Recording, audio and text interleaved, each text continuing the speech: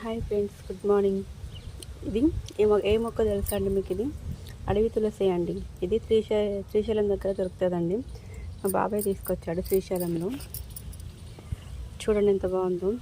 ఇది నేను ఇక్కడ వేసానండి. ఇందులో అడవి తులసి ఇందులో వేసాను.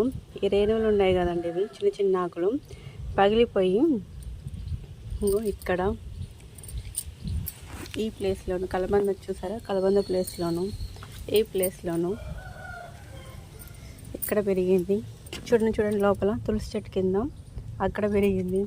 ప్రజెంట్ ఇక్కడ కూడా వచ్చేస్తుంది కింద. అక్కడ నుంచి ఇక్కడ దాకా పాస్ అయిపోయిందండి చెట్టు. మొత్తం రేణువులాగా పడుతుందంట.